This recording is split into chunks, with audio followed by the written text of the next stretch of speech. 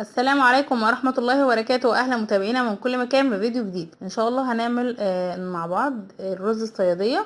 بس قبل ما ابدا حابه اقول ان الفيديو ده بالتعاون مع قناه يوميات بيتي صاحبتها ام زينه. دي قناه لست البيت بتقدم كل ما هو جديد من وصفات للاكل وافكار للمنزل، وصفات عنايه بالشعر والبشره. بصراحه قناتها متنوعه وبتعمل وصفات حلوه قوي. بتمنى تروحوا تدعموها وتشتركوا معاها لو انتم مش مشتركين، وتفعلوا الجرس عشان يوصل لكم كل جديد. واسيب لكم رابط قناه يوميات بيتي في صندوق الوصف اسفل الفيديو. ويلا بينا نبدا المقادير. اول حاجه بجيب معايا حله واحط فيها ماده دهنيه زيت، وبعد كده بقطع بصل. البصل لازم يكون متقطع على اليد، ما تفرموش يعني في كبه، وبقلب فيه لغايه ما ياخد معايا اللون الذهبي.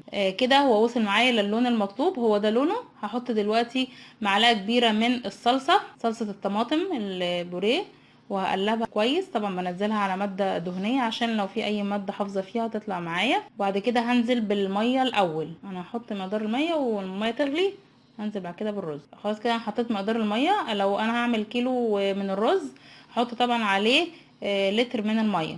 عارفين الرز المصري الميه قد الرز. حطيت هنا ملح، وهحط كمان فلفل اسود وكمون زي ما انتم شايفين معايا. طبعا الفلفل الاسود والكمون بيبقى حلو وطعمه جميل قوي مع رز الصياديه. وهقلبهم كويس وهسيبهم طبعا على النار لما تغلي الميه الاول. مش هنزل بالرز غير لما الميه تغلي معايا كويس. هنا عندي ده كيلو من الرز، طبعا غسلته كويس وصفيته. هنزل دلوقتي بيه على الميه بعد ما غلت، وهقلبه كويس وهغطي عليه وهسيبه لما يغلي ويتشرب. طبعا اول ما يغلي معايا والرز يتشرب ببتدي ان انا اوطي عليه وهدي عليه اهو زي ما انتم شايفين كده. بعد ما تشرب معايا الميه ده شكله جميل. دلوقتي ههدي عليه النار، هوطي عليه واسيبه لمده ربع ساعه.